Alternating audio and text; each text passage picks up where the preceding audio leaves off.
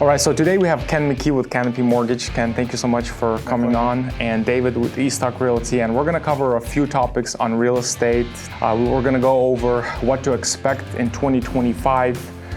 We just had an election, what Trump's presidency how it may impact the real estate market, some of the strategies for home buyers in 2025. And also, if you are in the real estate industry, we're also gonna touch on some of the things that can help you as a realtor working with buyers. Let's dive in. First of all, Ken, I wanna talk about we're at the end of 2024, and there were a lot of predictions at the end of 2023 for what 2024 will look like when it comes to the rates, the housing market.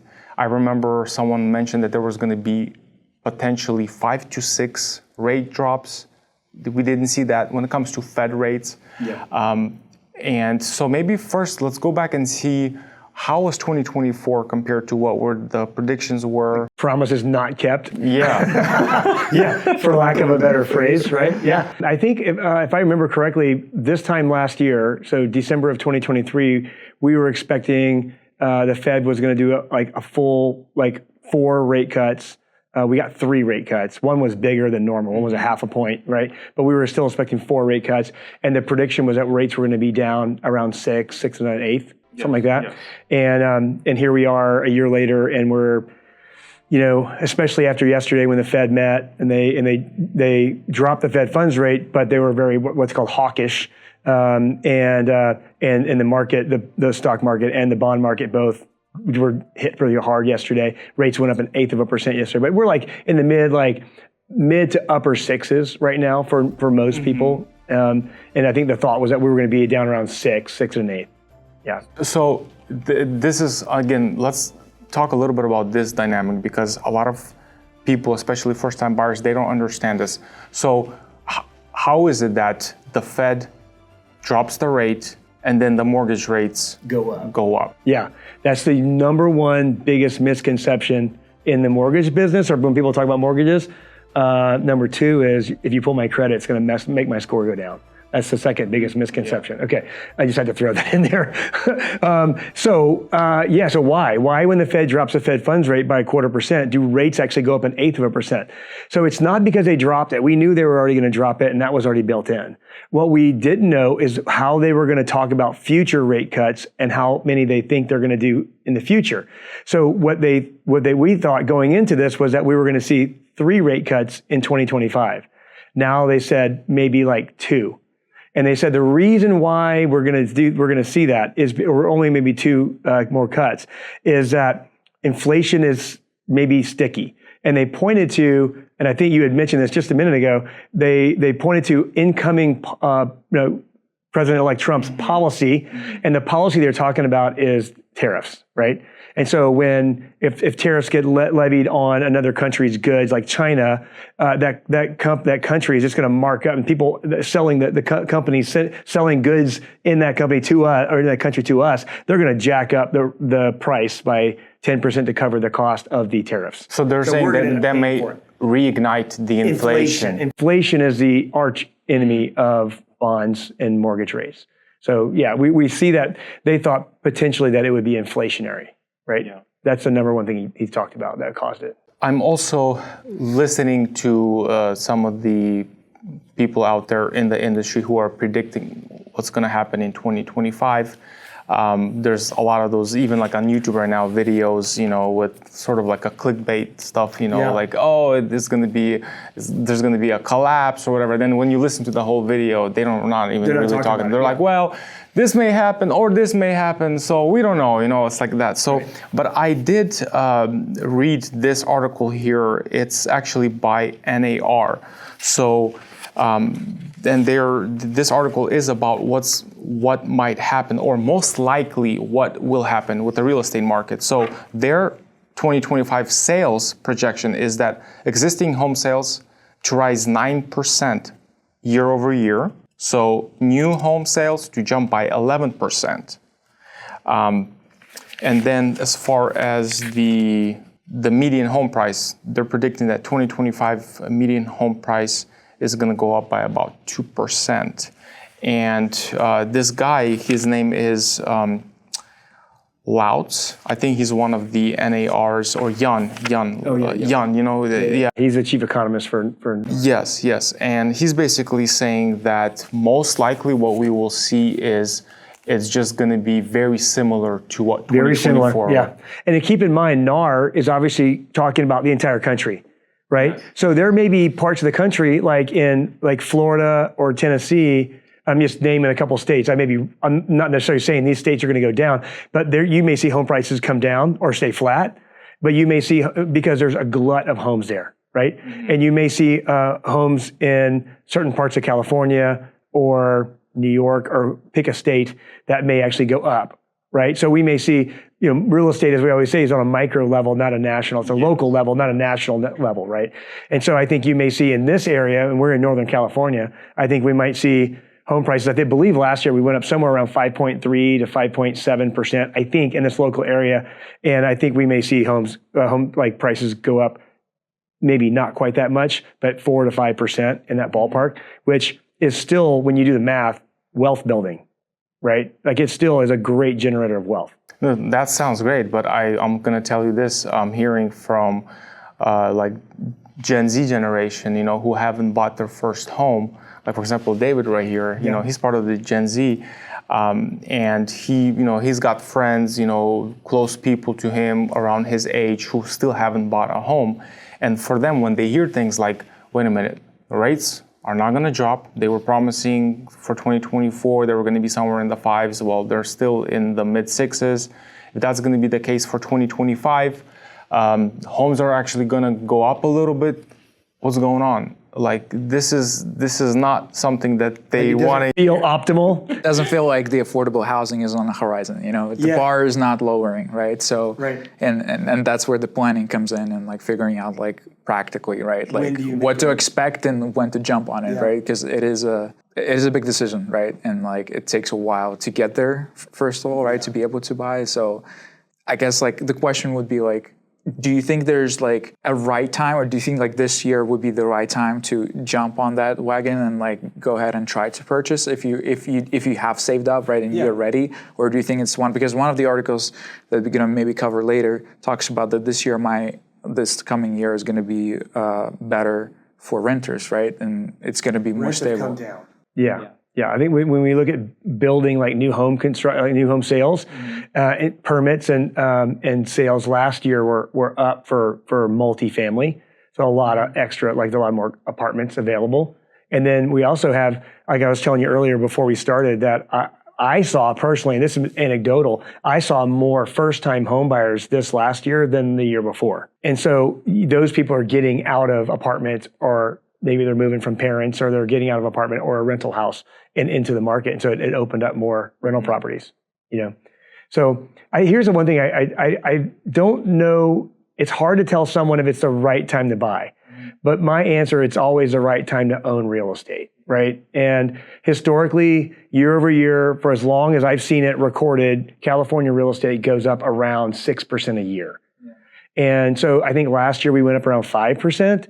And that was when we were in some of the highest rate environments that I've seen in the 20 years that I've done business, right? So if you look at from 2020, home prices went up 20%. In 2021, they went up about 15%. In 2022, when everyone was freaking out and rates shot up, they still went up 5%. And in 23, same thing. 24, same thing. So whenever someone asks me, is it the right time or should I wait? I'm just going to tell you, the rate you can always refinance. Now, with a caveat that you've got to keep your nose clean. You can't get fired. You can't go take out a Lamborghini and have a bunch of debt so you can't make the mortgage payment. But if your credit score stays the same and your income stays the same and your assets are all good, then you're still going to qualify for a refinance down the road. It may not be as fast as you want it to be, but if you can hang on for 2-3 years, you should be able to refinance into a lower rate. That's just what the market's projecting right now. And if you wait until rates are low and you wait 1 year, if you're buying a $500,000 house and you were unsure about buying a $500,000 house, how do you feel about if it goes up 5%? So how do you feel about buying a $525,000 house?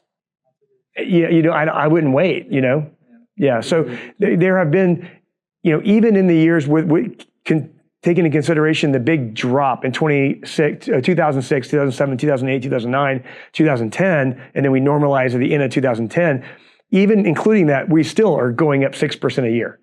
So we, in some of those years, had 20, 30, 40% drops. Would it be right to say that historically we're still, the interest rate is like low, right? It's thing like during COVID, right? We got to experience like such a crazy low rates, right? 2.5%, 3.5%. So, and a lot of like young people, oh, it's going to go back, right? It's just a matter of time. And my perspective, everything that I've read and kind of like was exposed to, that like we're not going back to those rates anytime soon, right? I doubt it. Yeah, I would close the book on that. I doubt it. Yeah, I think if I remember right, in 2017 we were in the 4s. 2018 actually the market slowed down. We went up as high as like 5.25%, slowed down a little bit, and then we went back down into the 4s in 2019. And then in 2020, we got down to the 3s and we got down to 2s, upper 2s in 2021. And then we started ticking back up. I think it's fair to say that we're going to get down back into the 5s, maybe the mid 4s. But after that, I mean, it would have to take something incredible, But it's like the stock market. Think about it. If you research the stock market, people are freaked out with it if you see the stock market correct like by 10%. Do you know how often that happens? Every year. Every year it goes down by 10% and then it comes back up. And it's common like every 2 to 3 years for it to go down 20%. But if you stay in the market, so it's just like Warren Buffett says, it's not timing the market, it's time in the market that matters. And so just get in the market. If you're gonna rent someplace, now if you're looking at staying at your parents versus versus buying, it's a little different equation. But if you're already renting and you're spending, $2,000 for an apartment, yep.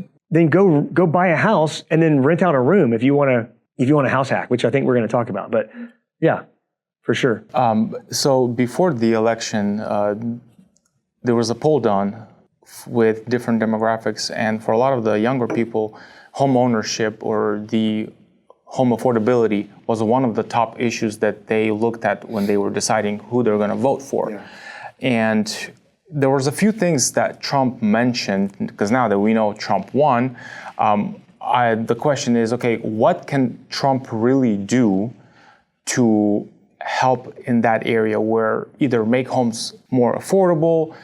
And so he flirted with a couple things, like I just recently did a video, and one of those things was to build on federal lands. So basically the idea is that there's just not enough supply of homes. Of homes, correct. And like cutting regulations, for example. That's the number one thing he can do. Yeah. Which he's proven that he will do that. And that's what he did in his first term, right? He cut a lot of regulations, but then they rolled them back when Biden came in. Yes, yeah. And I think that's because I understand what regulations are, because I've been through this many times through the development building. And you have a piece of land that you buy. Before you obtain a permit, before you can break ground, right, or bring that shovel and put it in the ground, before that ever happens, when you look at the fees, all of the different environmental agencies and this agency and this, going through, it just costs like a permit to average right now, a permit is about $40,000 to $50,000 just so that you can go and build a house. So that's crazy. And also like those regulations that make the building itself so just unreasonable. Certain things that now they're requiring, like the fire department needs to come out and inspect how your fire sprinklers are, like before. It's not just a normal contractor, a plumbing contractor or someone that can't do that? No, the fire department has to come in. They approve everything. Like they go through these inspections and all that. So but even like the paperwork alone, if you just buy bare land and you want to either rezone it or develop it, like the time that it takes. So we're looking at regulations, reducing regulations, building on federal lands. Trump says, hey, there's a lot of lands out there that are owned by the federal government. Why don't we just develop them and start building new cities, right? So increasing supply of homes. And that may be good in certain states, but California, one, probably going to fight it. Two, I don't know how, like, where's federal land around Sacramento? I don't know if that's going to help us at all. Definitely not in the Bay Area, right? Because you can't build. That's the whole idea. When you live in the Bay Area, you never sell your house because they're not building any more land. They're just, if you want to buy a new home that's new construction, you're going to go way out or you're going to buy in some infill project, right, where they tear down something old or something else. But I think things that would help first-time homebuyers would be like getting rates down, right? He can't manipulate the Federal Reserve. He's tried. Who? You're talking about Trump? Trump, yeah. But did you hear that exchange that someone asked Jerome Powell if Trump is gonna fire you, or are you gonna go? He's like, no, I'm staying. He can stay. He can't. Really? Trump can't fire him, and he can't manipulate him. He can't say, you need to drop rates. He won't do it. So the thing is, what he can do is like, okay, more affordable everyday things that we buy, right? So gas coming down. I came here, and I don't know anywhere else in the country how much gas costs, but I got my gas 2 days ago for like $3.79. And do you remember? Like it was like $5 not too long ago. So it's already coming down, which is awesome. And he's saying it's going to be lower. Amazing. I mean, we're still going to have $1 tax on it per gallon in California, but we're still good. It'll come down. So everyday items, the cost of goods, and if you look at that, like building new factories and when you talk about deregulation, is making it more business friendly, so we can build things for cheaper here, Yes. And another thing he mentioned is, can he do this actually? Can he? I'm not a lawyer. I don't know. No, but what do you think? As like just your opinion. Do you think he can do that? He says that all mortgages should be assumable. He can't do that. No. I'm just thinking, like, imagine how many people have. Because there's a lot of private label stuff. There's not government. They're government owned. And I don't think that's a good solution. Then maybe there would be a change. How many assumable loans have you helped a buyer use? Like I know one of your agents. Gintars did one. Yeah. Didn't know we could say names, but yes, good smart guy. But then he also has another one that they were in for like 45 to 60 days and it fell through, and then they had to go with their own loan, right? Yeah. So I don't know how, and then there's the servicers that service these loans have to agree to it.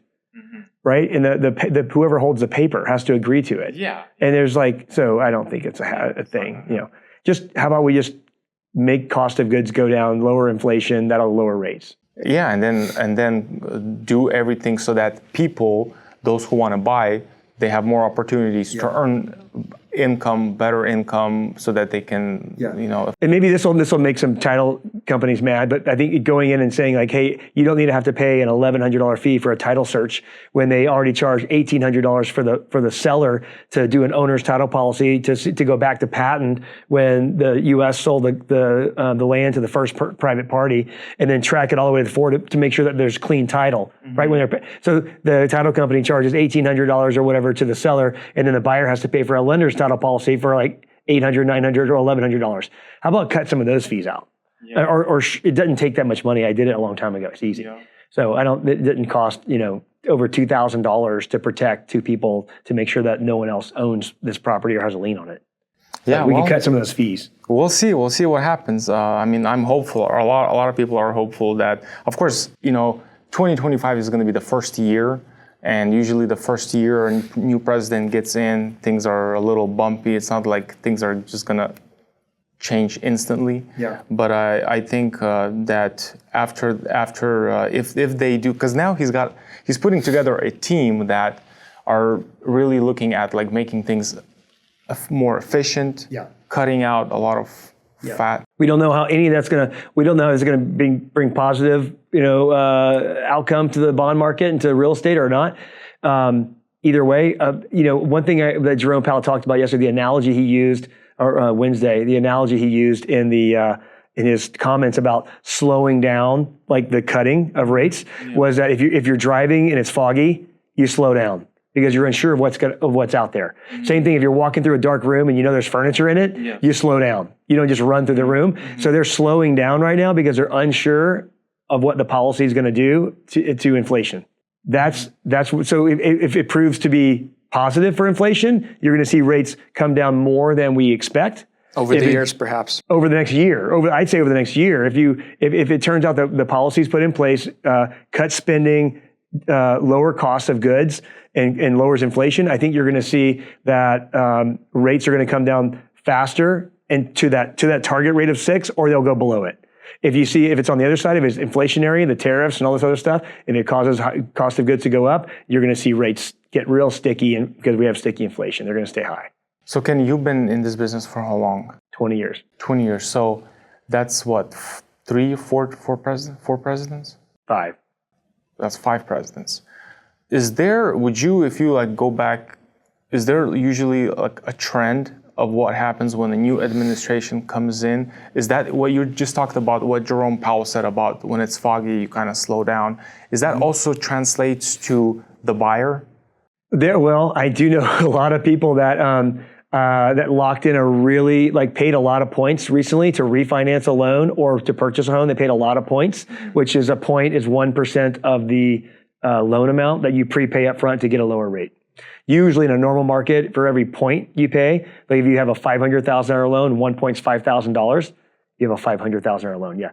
It's five grand, and that would lower your rate by 0.25%, right? So we had someone buy down with 3 points the other day for a refinance, and got their rate down in the 5s, and because they think that inflation is going to be really high because they're afraid of the incoming presidency.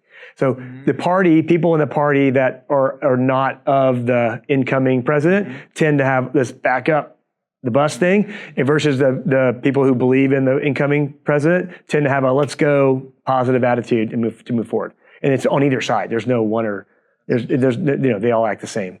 Yeah. Well, we shall see. Yeah, we shall see. But let's talk about some of more like practical. Now that we kind of know what most likely is going to happen, let's say if 2025 is going to be very similar to 2024, and someone is saving up and they're thinking about, hey, 2025 is going to be the year I want to go and purchase a home. What would be some of the more practical strategies, things that they can do so that they can actually buy a house? David, I want to bring you in on this conversation because I feel like this is a conversation that is an ongoing conversation for you and a lot of your peers. So you've been in the business for 20 years. Can we talk about just a few things that we can highlight? Yeah, specifically also perhaps with those, maybe you've seen some patterns for those who have student debt, right? And they're trying to figure out how exactly what are the practical things that can be done, right? For I'm sure you've worked. Yeah, for sure. I mean, I had this conversation with a kid 2 days ago. I say a kid; he was probably 26 years old. But I'm double his age, so I can say that. This guy had a great job, making $115,000 a year, and I thought he was single. He sounded really young to me. Turns out, married, 2 kids, right? So, okay, that changes things. And I asked him about, tell me about your situation. And he wanted a house at X, and the payment is, X or Y. And I'll use the example. He wanted it $3,000 or less. And then I look at his income, and I don't have all the documents, so I kind of backed it down just a little bit because he's getting paid in different ways. And it was just our first conversation. So I kind of figured out his maybe $8,500 a month is his payment. You can typically qualify up to 48% of your gross monthly income, right? So for him, $8,500, it was going to be somewhere right around over $4,000, $4,500 of total debt that you could have. Let's say $4,100 of total debt. Well, then I asked him, do you have any cars or other debt like that? Yeah, I have a car, a toy hauler, and a side-by-side. And I'm like, okay, what's the payment on that? $1,300. Okay. Do you have any credit card debt? Yeah, I do. It's how much? Well, $1,100. So I had to take that $4,100, subtract the $1,300, then I had to subtract the $1,100, and that's what his mortgage payment could be. And it ended up, whatever the real numbers were, is $1,900 of payment. And I said, okay, so first things first, we got to get rid of the credit card debt, because credit card debts, I just taught a financial literacy class at my son's high school, and it was the newest, what the rate is on the average rate of new offers of credit, credit card debt, 24.43 or something like that. So 24%, right? So ridiculous. It takes forever to pay off if you're going to just make the minimum payment. So I said, there's something called the debt snowball. There's a guy named Dave Ramsey. You can look him up. If you Google or YouTube, Dave Ramsey debt snowball, you start with the smallest monthly debt, and then you work and you make a list. And you might have 10 different debts, and you take the smallest monthly amount, or you can take the smallest total amount of debt. It doesn't matter, either one. Whether it's you have $15 a month, it's $400 on a credit card. You pay the minimums on everything else, doesn't matter what the rates are, and you start off on that top one, the smallest one, and you put every extra amount you can to it. If you can throw an extra $100 on it, You take the 100, and within 3-4 months, you're going to have that $400 paid off. You take all that extra money and that one that you were paying, and you put it on the next one. And you do that until you pay it off in the next one. So most people don't realize that for every $70 of debt that you get rid of, you can buy $10,000 more of a house. That's wild.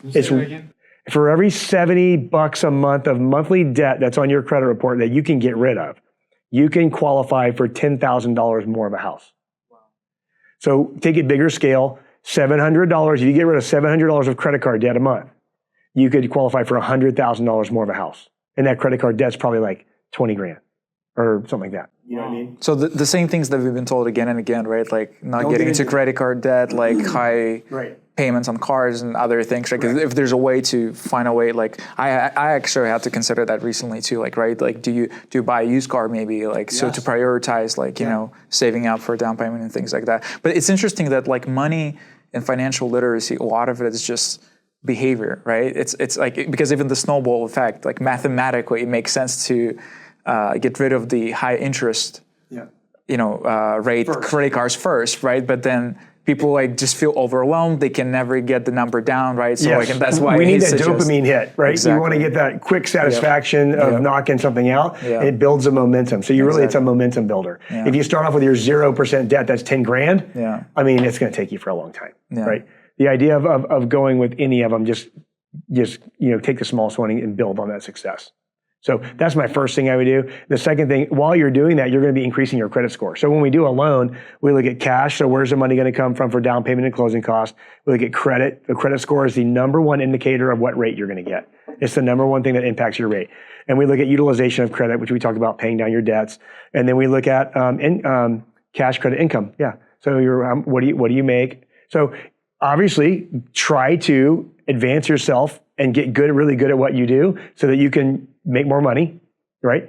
And then pay down your debt. And then savings, I mean, like, I grew up in Louisiana. There was not a whole lot of generational wealth being transferred with my peers and the friends I knew. California is a whole different subject. There's tons of people out there that have parents that bought a home in 1970 for 30, 40 grand, and now the house is worth $2 million, $2 million, right?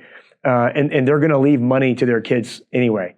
And so a lot of people just don't even ask family. It's not everyone can get a gift, but if you can, ask, is there a way you can get a gift? And a lot of parents right now, knowing what the environment is for their kids and how to do that. They're willing to, and they want to, and we just sometimes are afraid to ask, Mm-hmm. And so don't ask for a loan because we can't use a loan, but if your parents are willing to gift you the money, go for it. Right? Especially if they know that you're responsible and you didn't go out and buy and accumulated a whole bunch of debt and bought expensive things that you shouldn't have probably bought, but you did. So I think that starts, like we're talking about behavioral things, it starts early, because I think that someone who has already got to a point where they're already in debt and everything that they own is leveraged, then it's much difficult for them to kind of go back. It's harder, but hey, you can change. Anyone, an old dog can learn new tricks for sure. It's true. And if you're gonna make not you, but if a person's gonna make the postulation that they can't change, I'm too deep in it. Is you're gonna live that way the rest of your life? Is that what you want to do, or do you want to change? Right? And people can change, right? You just got to make a choice. One question that I have is specifically, how early do you start the process of planning, right? Because like now we have so many tools and we so used to like ChatGPT and other ways, right? It's just completely changing the way we work, the way we think. Like, and I've noticed, like even with the client, right, that I refer you to, like you set them down way before they even bought the house, right? And you guys looked at the numbers and were planning ahead, right? Like, so like from your experience, would you say it's wise to meet with someone like you, right? And go through those steps and really have a good sense of where you're at? Because even if you go to any of the, the big banks, they can give you your pre-qualifying letter or whatever, but oftentimes numbers are not what they actually are, right? Because they don't look at the whole picture. Right, they don't actually dig into, they just tell you with your income, here's what you can qualify for, Right. I like to talk to people if we can, like 2 to 6 months before they actually want to buy the house, right? Because if something's up with their credit, and I think there's a stat that I'm going to make this up, but I'm probably pretty correct, around 75% of credit bureaus have something incorrect on there. Like, so you pull it up and you're like, well, that's not my card, or it's showing a payment that's not accurate, or a balance that's not accurate because they're not updated like every day. And so like, let's take a look at it and see, is there something they can do? If they had something on their credit report that they can go dispute, let's give them time to be able to do that. Because people get frustrated when they're ready to go buy a house. They find a house they really love and they have to have this house, and then their credit score is really low because something wasn't worked on and they could have paid down some debt. But that takes maybe a month to 2 months to actually pull through and change their score. Unless we do what's called a rapid rescoring, which is like a week-long thing. But but typically you want to get them in where they can take time to make whatever changes they need to make to put themselves in the optimal position to buy a house. But the only thing is that very often that buyer or potential buyer, future buyer, usually does not reach out to a mortgage person. They reach out to a realtor, and they're like, oh, I want to buy a house. And then in most cases, the realtor's like, let's go shop for a house. Let's go. Yeah. And then they look at like 10 houses or something, and they're like, okay, that's the one, let's write an offer. And only then they start this process, and then they realize, oh man. The business has slowed down so much from the peak. Like when agents it was easy for a realtor to close 2 or 3 homes in a month. It was easy for a loan officer to close 10, 15 loans in a month. Business has slowed down so much because of everyone that's locked into those low rates, and rates have gone up so much that people forget how to make best use of their time. When you've got 6 people that want to look at houses, you are very selective on which ones you take out, right? Because the ones that are not ready, you're going to say, hey, you need to get ready. I'm going to go work with these guys that want to go. Well, it doesn't mean that you're not wasting your time. When you only have one person to show, it doesn't mean that you're not wasting your time if you go out there and show them a house before they're pre-approved, right? So I think that a lot of realtors are, and I love realtors clearly, right? But a lot of realtors are scared right now of losing a potential buyer because they're saying, hey, no, to go look, because what's the point of showing someone a home if they can't buy? People go to car lots because they want to buy a car. They're not just looking, and no matter what they say, right? They want to buy. They may not want to buy with that dude or that car, but they want to buy. That's why they're going to car lots. So you show someone a home, they're going to want to buy it. So if they're not prepared, then you just wasted your time. And you've got kids, I've got kids, like maybe the people got kids, and those kids are missing out because their parents are looking at homes they can't buy. Or if they find out they're looking at $700,000 houses, and they find out when they talk to me, they should be looking at $500,000 houses to be approved. Now the house is junk compared to the $700,000 house. And now they don't want to work with you. Now they're going to go. Maybe get a different opinion. Qualified. Yeah. So I think it's a big disservice, and I think it's all out of fear. If we're acting out of, because there's only fear and love, not to get woo-woo, but like if you're acting out of love, you're gonna tell that person what they really need to hear in a way that makes sense, right? In a way that you understand what they want. And so I think asking a lot of questions up front, rather than just saying, let's go hop in the car and take a peek at a house, will give that realtor the more confidence to say, hey, looks like you're all set. Because a good realtor will kind of do the mental math on numbers and does that person qualify? And does it sound fishy? Should they talk to someone? But everyone's got a different philosophy how they want to do it. Some realtors will go show anyone one house, and they're like a wet your whistle, and then you got to. But we got to get pre-approved now. No, you're exactly right. Because I think it's realtor's job to educate their clients, right? But to do it in a manner that makes sense. But there's that fear always like, oh, I'm going to miss that client, right? If I tell them upfront something that they don't want to hear. Yes. And on the client side, they feel like by even starting the process of talking to a lender, right, they're already making a commitment, and that's what they're afraid of, right? Yes. A lot of times, especially the younger buyers, because we want to have options, right? We want to go here, we want to go there, and once you start that process, it's like, oh wow, now I'm locked in. And so for realtor to communicate, here's your options, right? And get to understand what's important to them, right? Because everyone has different needs, right? But I think. And I guess it comes down to having a good partner who you can trust and will walk them step by step, which you guys been. Yeah. I mean, in our experience, every time we did have a buyer, once I know that they're already talking with you guys, I just have peace of mind. I'm not worried because, before there were a few loan officers who, after our client talked to them, they go silent, and they're like, and then we're trying to get a hold of them, and they don't answer. Then what happened? It was like, what? This guy told you this? Yeah, bad time to buy. Rates are too high. Yeah, and it's like that's why I go back and I'm remembering all of the people who dealt with you guys, and we worked together on transactions. It was nothing but just great experience. So, okay, so now let's say the agent is working with this buyer. They got pre-qualified, right? Now they're starting to look at homes and writing offers. And this is something that Tatiana, she's really good at, but I kind of wanted to hear from you. What have you seen as far as agents writing offers, presenting these offers to the listing agent? What are some of the things that they can do to increase their chances of getting their buyer's offer accepted? That's a great question. I think number one is the overall answer is give the seller what they want, right? And not every seller wants the highest offer. Why not? Okay, so Kristen had, my partner, she had a house for sale a while back, and she got an offer that was $100,000 over list, and she said no. And she took an offer that was $20,000 over list. You know why? Why? Because the person that was over $100,000 over didn't waive the appraisal contingency. And it was a VA loan. Not that VA loans are bad, they're amazing. But a VA loan says if you have to sign that the disclosure that says if it comes in below value, that they can back out and they can keep their earnest money.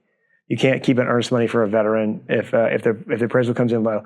So she would rather the security of the $20,000 over. It's already $20,000 over what she wanted. Mm-hmm. And she told the person, hey, how about you at least say you'll pay at least $20,000 over? The guy's like, no. So it was just a game. Tactic, maybe. It was a game. It's all it was a game. And so Kristen, like every other seller, or like 90-something% of every seller, what do they want to do now? They got an offer. What are they going to go do? Buy another house. And they don't want to go buy another house or put an earnest money deposit down, pay $650 for an appraisal. I don't know what, $700 to $1,000 in inspections on a house.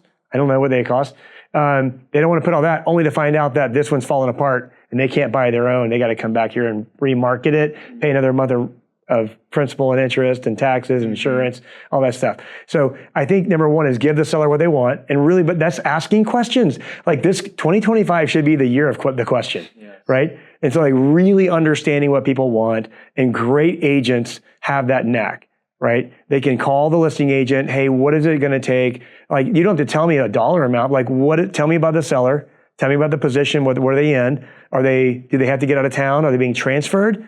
Do they need this money to go buy something else? Do they want to not have to move twice? Do they want to be able to stay in the home? Right? So give them things that they want, and then we can look at the terms.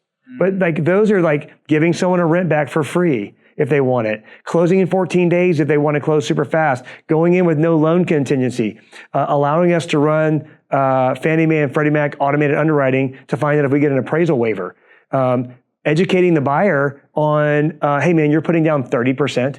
If the house comes in 5 or 10,000 low, it's not going to change your payment. It's not going to change your rate. It's not going to change anything. Would you be willing to waive your appraisal contingency, knowing that this house is maybe not going to hit the value that you made an offer on because you offered 15,000 over, but if it comes in 10,000 low, it's not going to impact you at all? Would you be, oh yeah, I'll be willing to do that, right? Because what happens, it's going to be worth the extra money as soon as it closes, because that new closing price just set the pace for the next home that sells. Mm-hmm. It's now a new comp, right? Yeah. So go in with number one, find out what we need, what is it to make the seller happy, and then let the loan officer call the listing agent, because a lot of times, I don't get brought in if it's a new realtor I'm working with. They don't tell me. I have to follow up. So whenever I know we made an offer, I always follow up the next day and say, hey, did you make an offer? Oh yeah, I made the offer. Can you send me the offer so I can call the agent? Sure. And they just don't know that that's a good thing to do. Yeah. And it's a great thing to do, because sometimes I call and the listing agent will say, oh, we have 5 offers. I'm like, okay, I guess you've already heard from the other 4 lenders, right? Well, no. Or I'll call and they'll say, I'm really glad you called. I was about to call you, right? And so I try to call as fast because if you're setting the tone of what the transaction is going to look like for the seller and the listing agent. So if we're proactive, they just assume that everything's going to be proactive. So I tell them up front, like one, I'm calling them to let them know that I want to make sure I answer any questions they have, or the seller has, or they have about the buyer's qualifications. Second thing is like, here's what we do on day one. You know, we're going to do X, Y, Z. And then, is there anything else that I can do for you to help you feel more confident about this buyer?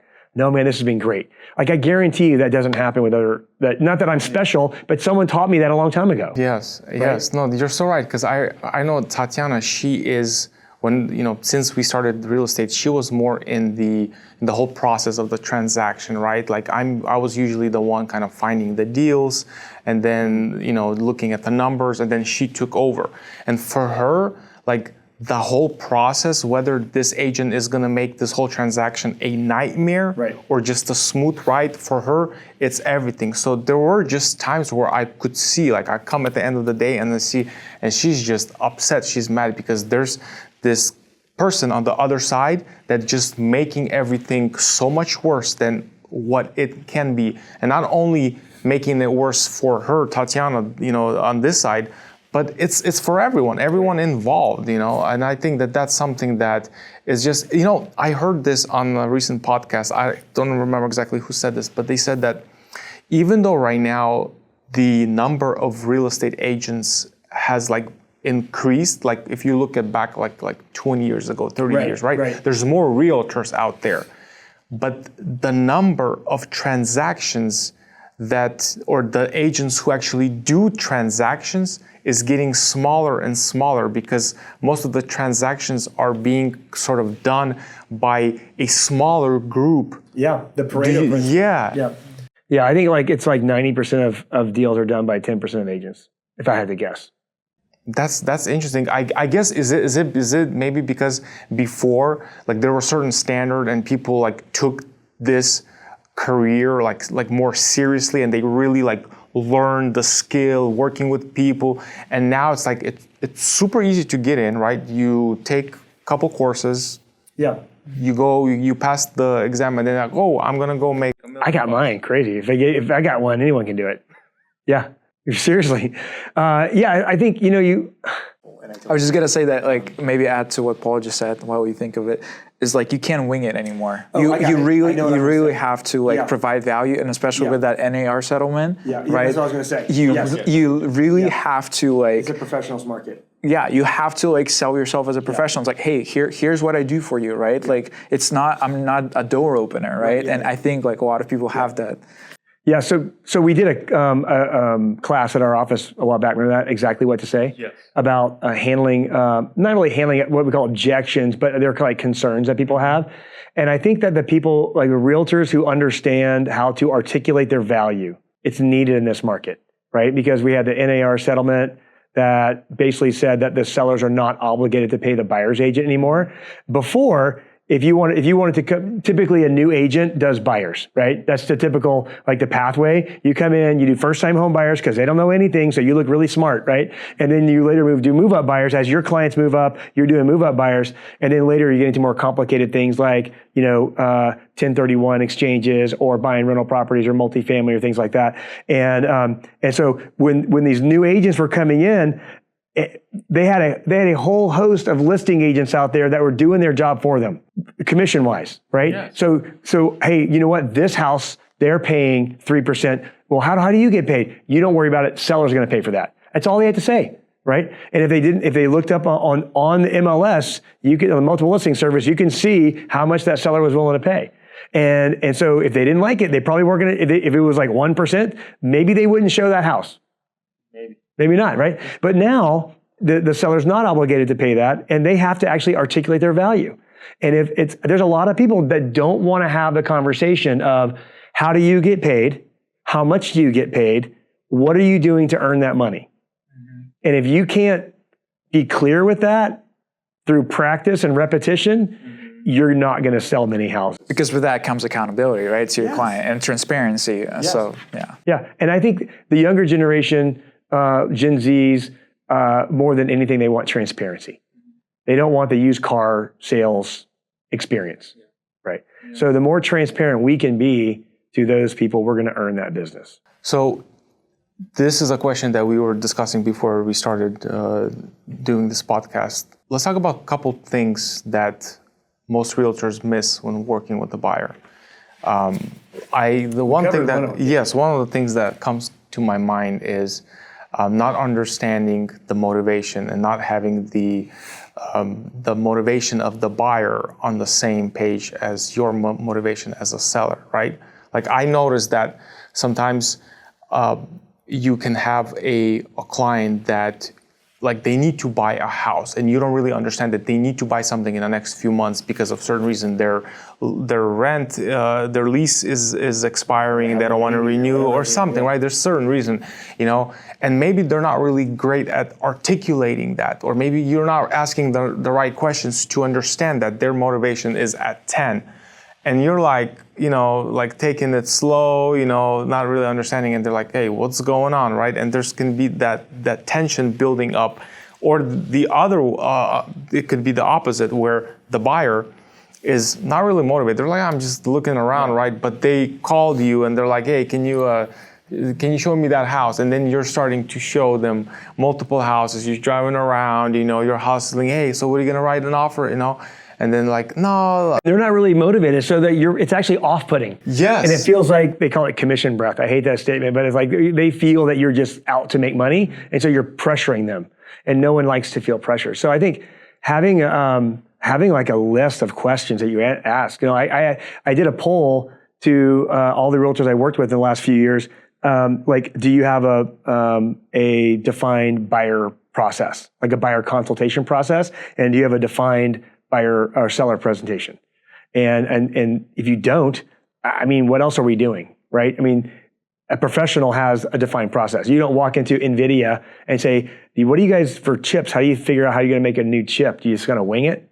It's like, no, like they have a process of what they do, correct, right? Yes. And I would argue that we're in sales. We're selling not just a home, but we're selling home ownership and affordability. And in my circumstance, I'm also like helping them manage their debt to build the most wealth that I can help my clients. That's my number one goal. And so we're selling that service, right? And so if we had a job in any other company where we walked in and we would have to have a defined sales procedure or sales process, right? And with real estate, barrier to entry is really low, which is a beautiful thing about the real estate business. The barrier to entry is very low. You take a test, you pass it, you're in, right? But then what do you do, right? A lot of people don't, a lot of realtors and new lenders don't get the training. Because I think that in most brokerages, and sometimes we have this discussion, is the goal becomes for the new agent is to close their first 5 transactions, right? Like that's the goal. So they start like hunting their next transaction.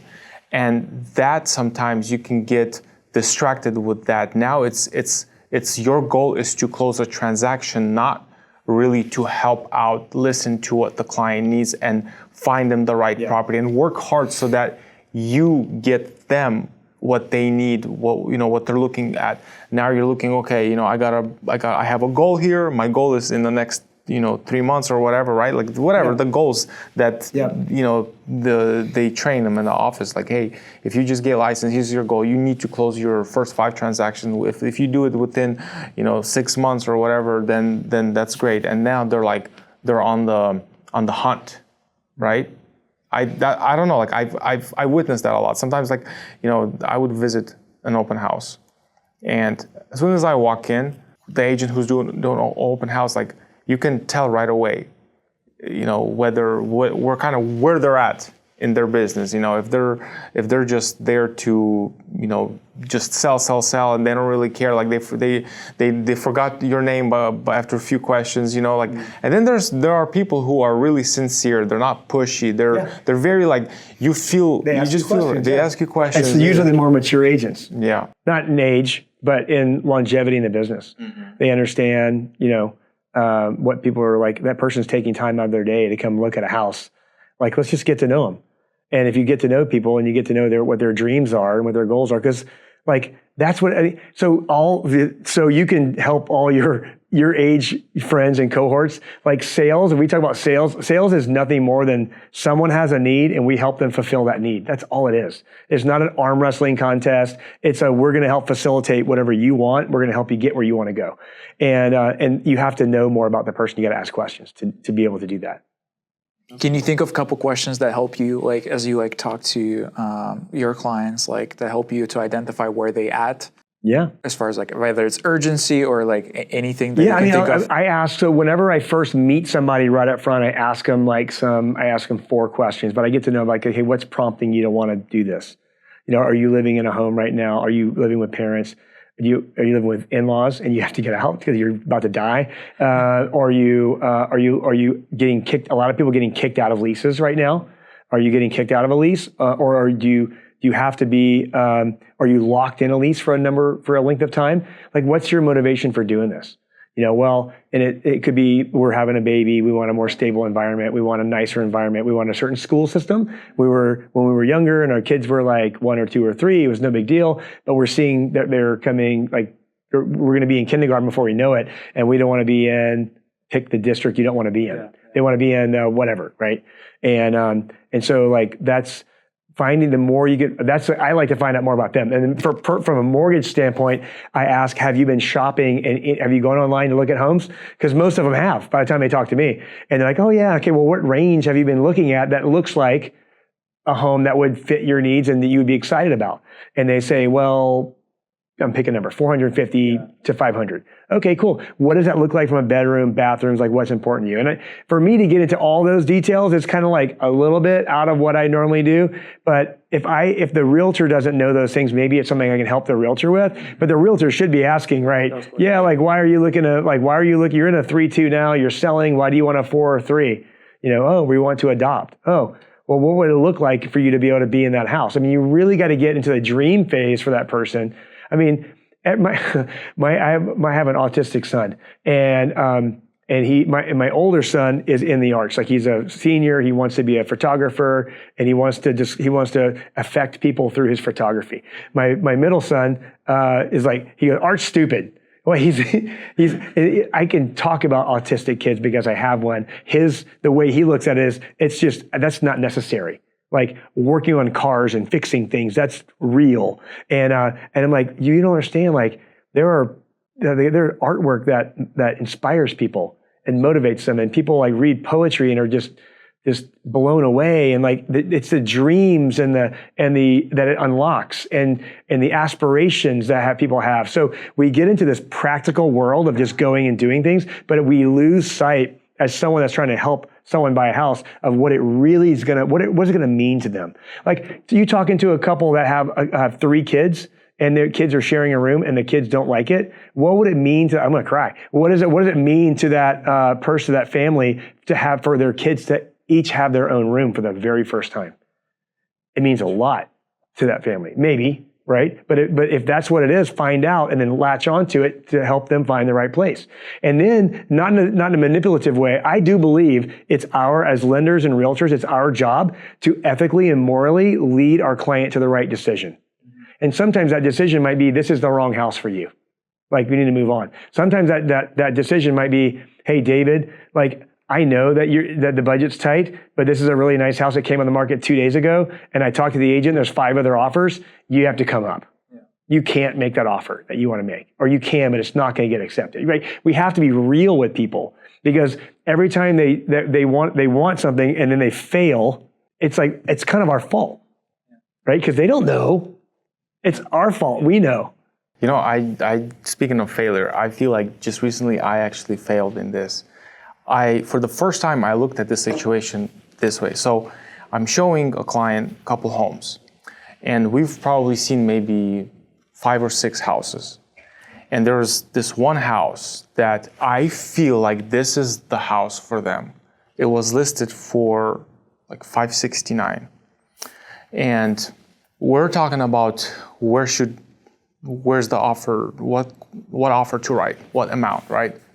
And in my mind, I sort of thought, hey, if we get up to 600, that's a great deal. That would be great. But in my mind, I'm like I don't see people right now offering that much, So in my conversation, I kind of threw out that number, right?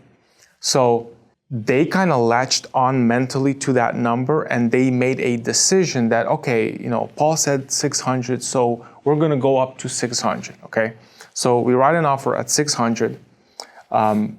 Somebody wrote an offer at 620.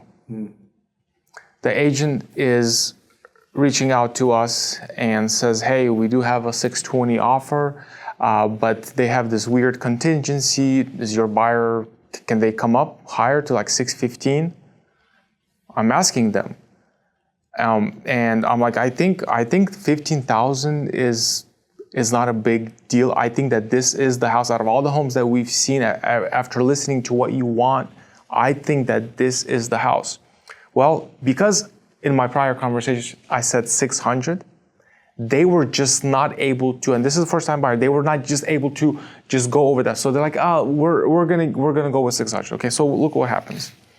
They go with 620, and then 2 days later, the guy reaches out to me, the buyer, and says, have you heard from that house? Like maybe is there a way that we can increase our offer right now? I'm like, no, they already accepted an offer. Can you find out? So I'm calling and I'm finding, I'm looking into this, and they're like, no, they actually removed their contingency, they're gonna close. And now I'm thinking, I'm like, I made a mistake.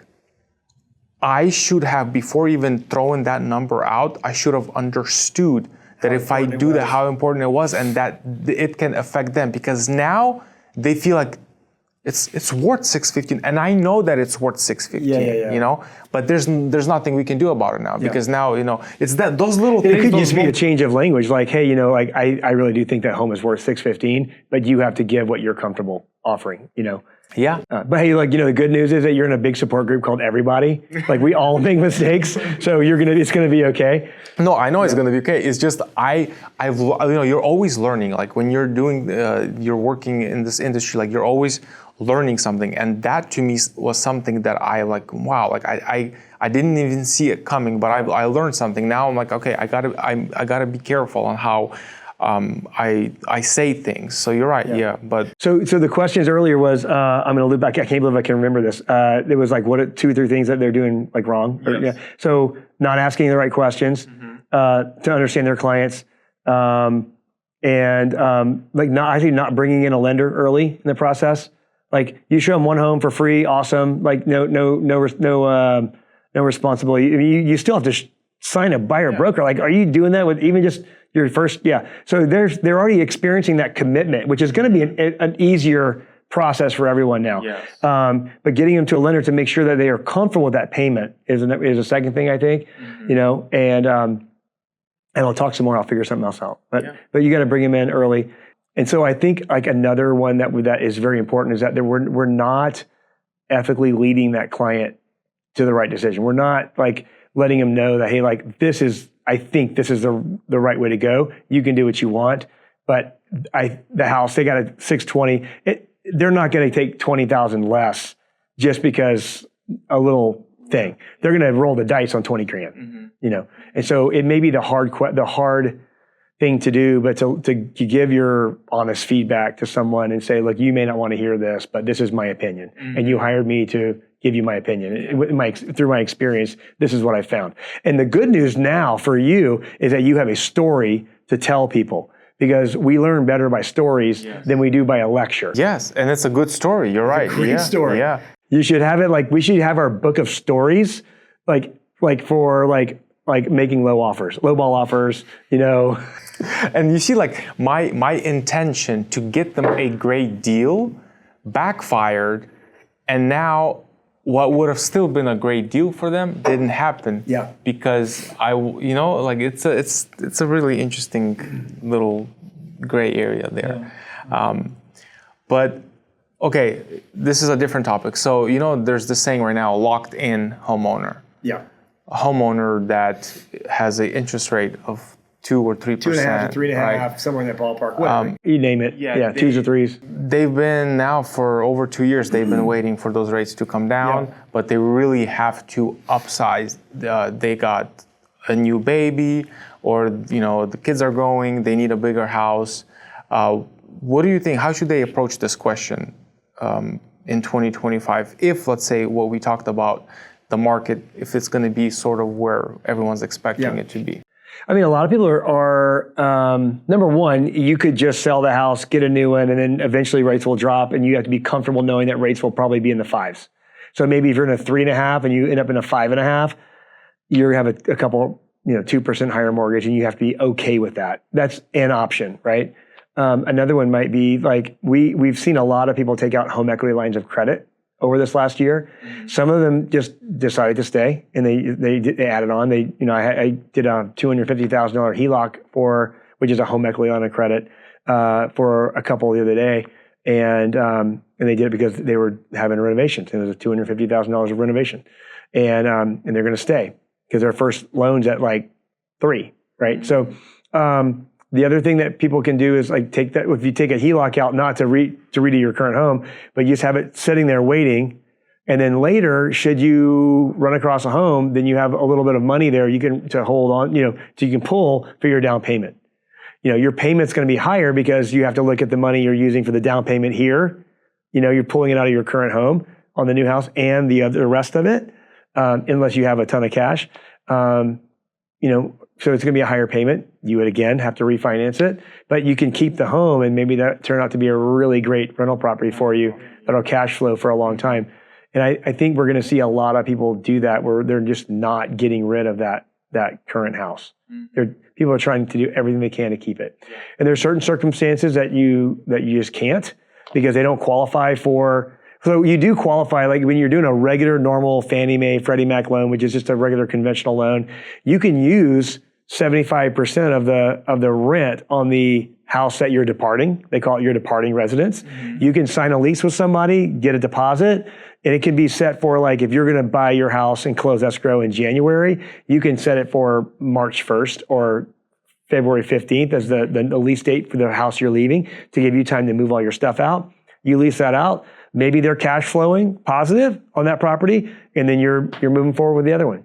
So, I mean, and there are programs with 3% down that you can do. And most of them are first-time home buyer. There's certain exemptions, but like 5% down, anyone can do 5% down if you qualify. But, so I don't know that you would want to buy another house if you don't have at least 5% down.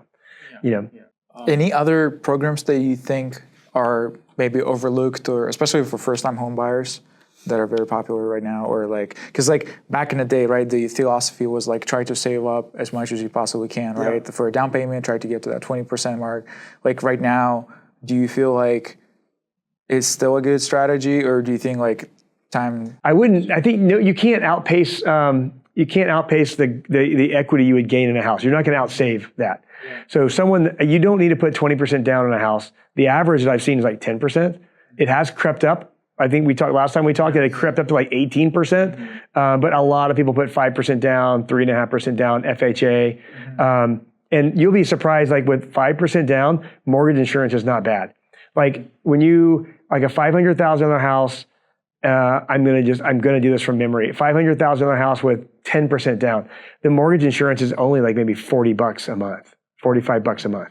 It's not that much. And so, it's not going to stop you from, it's better to get in early than. Get in early. Yeah. If you're able to buy it a year sooner, and you're buying a $500,000 house, it's going to go up $25,000, and you're probably not going to save $25,000 in a year. Most people, because usually, depending on your tax rate, you're having to make up to twice that much, to save that much after tax. So you said a lot about how you guys work with clients, and a lot of people would sort of draw their conclusions that you guys, the way you serve, the way you guys work, you are at this level. But if you want, can you add a few more things? How is it working with you guys different than, let's say, an average lender, maybe like a bank that people go and do their banking at, and they also do loans, home loans?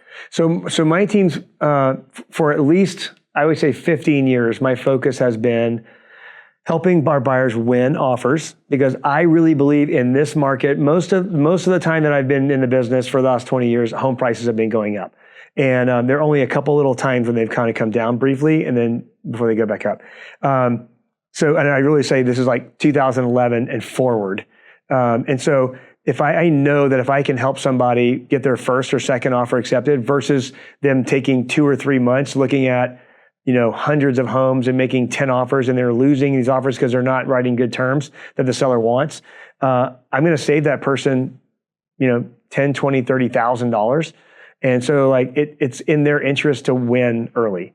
And for realtors, my promise to realtors and my passion is to help you and your team members close or work with more families, help more families buy homes with less time, right? And so I want you to win those offers because I want you to win it. Now you have a certain bandwidth that you can operate with, and you can only show so many people homes at one time. So I want you to win so you can move on and help somebody else get an escrow and then turn it over to your TC and all that kind of stuff. And so we do things a little bit differently. The standard process for you getting pre-approved would be you get referred by whoever to a loan officer. Loan officer talks to you. They send you an application or help you do the application online. They shoot out a pre-approval letter that's really not just based on what you could be pre-approved for. It might not even be what you want to pay, right? And so you get that letter. A lot of times now credit reports doubled from last year, and the year before that, last year it doubled from the year before. So right now, what a soft pull versus a hard pull is. Yeah. So a hard pull will affect your credit, soft pull will not. A soft pull tri-merge, which means it's all 3 credit bureaus, Equifax, Experian, and Equifax, or Experian, Equifax, and TransUnion, is $126. And it used to be $30. So that's why they don't actually do. So most lenders. A lot of brokers, because the broker, when you run a broker, the broker doesn't pay for things. You got to do it on your own. So you have to pay for that. My loan officers that work in my branch, I eat all the credit reports that don't go anywhere, they don't have to pay anything for it. But I fully believe that I should pull a hard inquiry on, hard pull on all 3 because I want all 3 bureaus to show what's on your credit. And I can take that and submit it to my underwriter and get a real approval up front. So a lot of times you'll get sent to the loan officer. The loan officer will ask you some questions, ask you about your income, your assets, but they won't get the documents from you. They may or may not pull your credit, and they're going to send you a loan estimate or something like that that's going to show you what it looks like. And they won't even talk you through it. I think that's the worst thing you could ever do. I like to talk with a person. I do an initial call, maybe 15 minutes to find out their goals, their dreams, what they're looking for. And then we send them the application. They do the application. If they're not really tech savvy, we'll help them do it. And then they meet with me for an hour over Zoom and we go through everything. Usually, Sarah has gotten their documents in before they meet with me, and we've already sent it to underwriting, and in one day we get an approval, and by the time they meet with me, they're already fully underwritten, not just a loan officer telling you that, yeah, I looked at your documents and you're good. So what that allows us to do is to close really, really, really fast.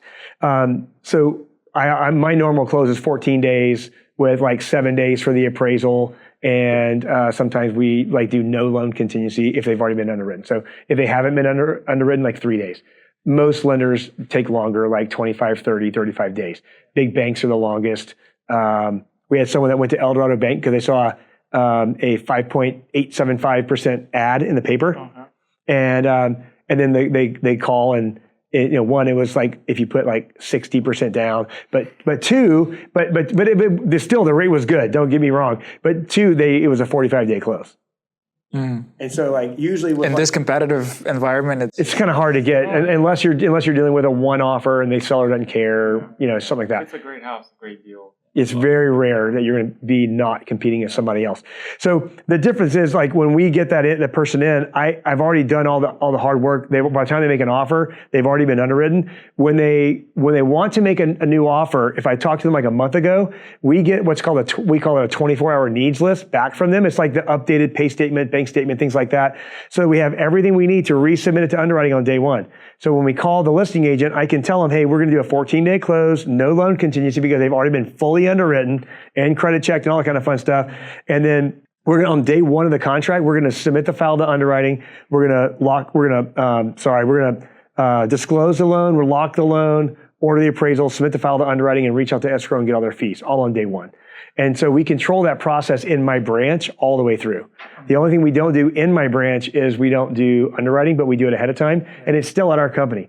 Nothing against brokers, nothing against banks, but a lot of times brokers will send up file to the person. It's perceived that your broker is a mortgage broker is going to send you to the place that's the less cost to you or the least cost to you. Usually it's the one with the biggest commission to them for the same rate, right? That's typically what they do. And I would say right now, if you look across the board, if people would open up their kimonos, you would see that like 60 to 80% of all loans are being sent to a company called UWM.